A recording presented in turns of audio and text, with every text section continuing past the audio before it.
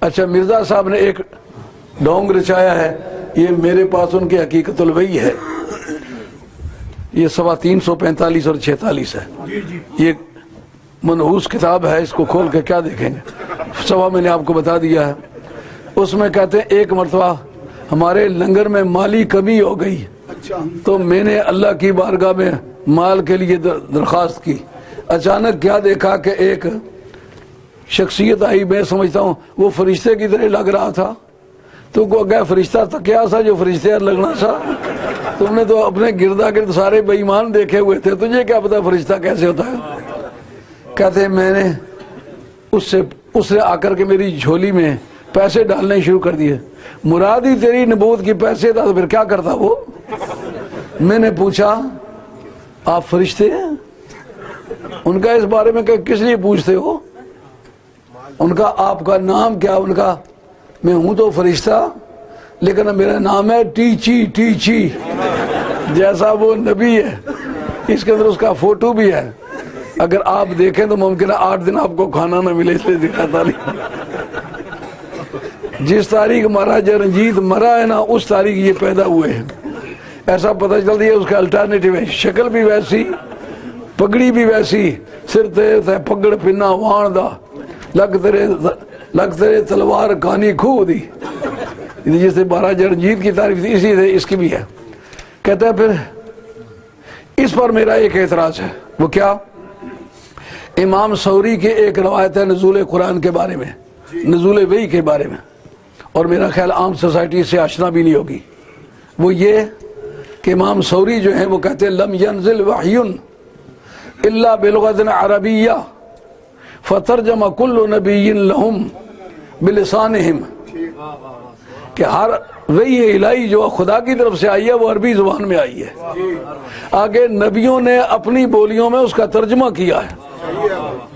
ہمارا مطالبہ ہے کہ اگر تو جھوٹا نہ ہوتا، تیرے اوپر جو وحی آئی تھی اس کا نام عربی ہوتا، وہ باتیں عربی ہوتی، وہ تم نے نام بتایا ٹیچی، یہ ٹے کے ساتھ تیری عربی شروع ہوتی ہوگی، اسلام میں تو ٹی کے ساتھ،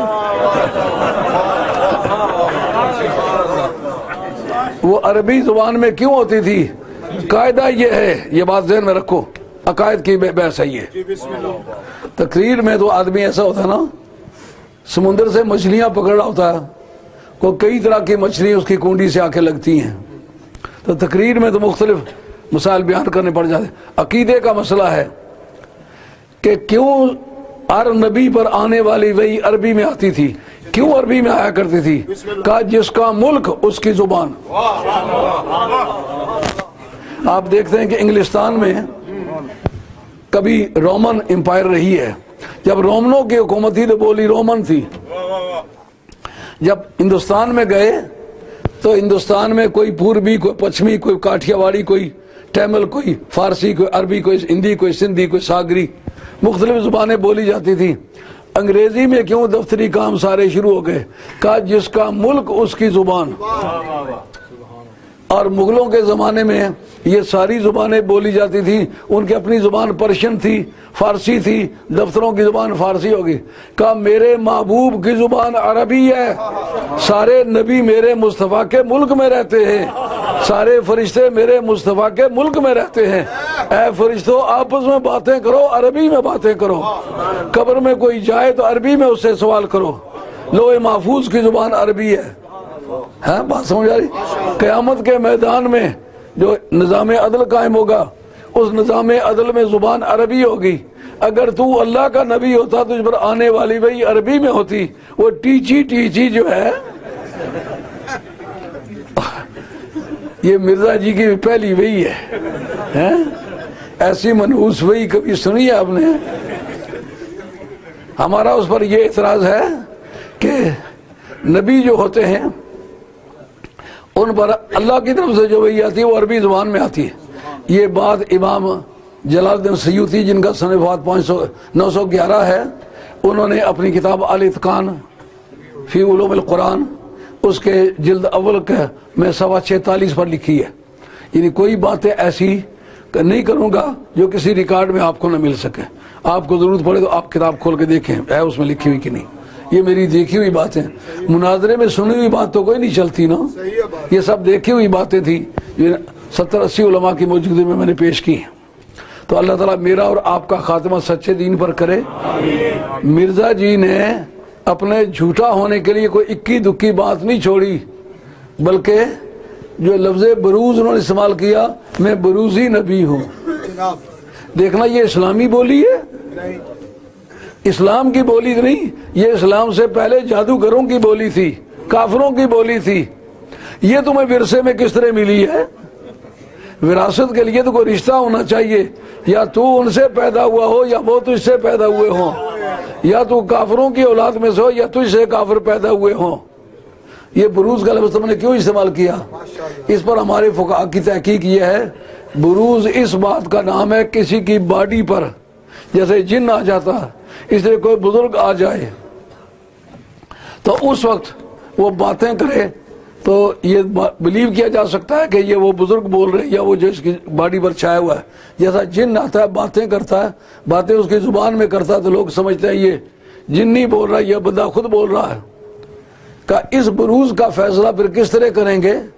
کہ اس بروز کی حالت میں جو باتیں کریں گے دیکھیں گے وہ کافروں والی باتیں یا مومنوں والی باتیں ہیں. مثلا مرزا جی اس بروز کی حالت میں کہتے ہیں، جناب میں نے ایک دن کیا دیکھا کہ میں ایک عورت ہوں اور اللہ تعالیٰ ایک مرد ہے، اور اس نے مجھ پر قوت رجولیت کا اظہار کیا. اب میں اگر مرزا صاحب سے کوئی رعایت کرنا چاہوں تو کیا کر سکتا ہوں؟ یعنی خدا میرا خامد بن گیا، میں بیوی بن گیا. اب ذرا اندازہ کریں ان کے کافرانہ جملے میں کیا بات سمجھ آتی ہے. دل چاہتا ہے کہ اس بے ایمان کو کچھ رعایت مہیا ہو، لیکن خود کہتا ہے کہ وہ خدا میرے ساتھ مرد بن کے پیش ہوا ہے. اور پھر میں پریگننٹ ہو گیا اور سال سے زیادہ پریگننٹ رہا. آخر ایک درخت کے ساتھ کھجلا تو میرا پیٹ پھٹ گیا. جو میرا پیٹ پھٹ گیا تو بیچ میں سے میں نکل آیا. میں بلدے میں سمجھ آئی بات؟ میں بلدے میں، اور سال سے زیادہ عرصہ حمل رہا. یار گدی کا بھی سال بھر تو نہیں ہوتا، تو کو کیسا الو کا پٹھا ہے کہ سال سے بھی زیادہ عرصہ گزر گیا تو بیچ ہی میں رہا. تو اب اس بروز میں جو بات کی ہے وہ بات اگر ٹھکانے کے دے سچی ہوتی، ٹھیک ہوتی، دین کے مطابق ہوتی تو بروز تسلیم ہو جاتا.